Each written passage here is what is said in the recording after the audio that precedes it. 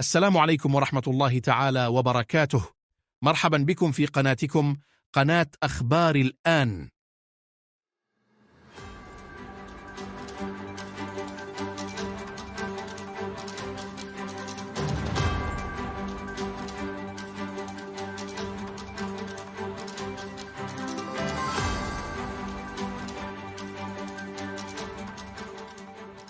الجدل السياسي بدأ ينتشر بشكل واضح حول طبيعة التغييرات المطلوبة في مدونة الأسرة.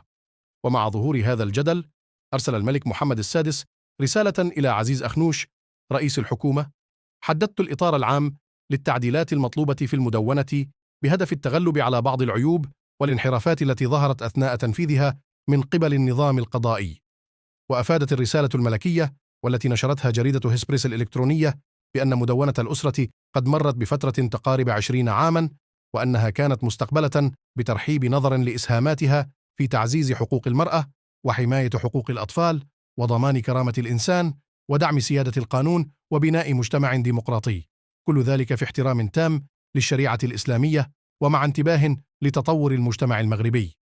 وأشار الملك في رسالته إلى أنه على الرغم من المميزات التي قدمتها المدونة والديناميات الإيجابية التي أثرتها من خلال تعزيز مفهوم المساواة والتوازن الأسري وتحقيق التقدم الاجتماعي، إلا أنه في الوقت الحالي تحتاج المدونة إلى إعادة النظر بهدف معالجة بعض العيوب والانحرافات التي ظهرت في تنفيذها القضائي وضمان تناغمها مع تطور المجتمع المغربي واحتياجات التنمية المستدامة وتأكيد امتثالها للتشريعات الوطنية.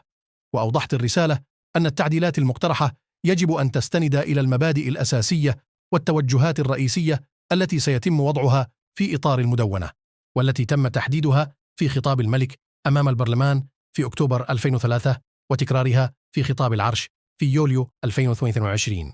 وأكد الملك على ضرورة أن يتم هذا التأهيل وفقا لمقاصد الشريعة الإسلامية والخصوصيات المجتمعية في المغرب، مع التركيز على فضيلة الاعتدال والاجتهاد المفتوح والاعتماد على التشاور والحوار ومشاركة جميع الجهات والمؤسسات المعنية.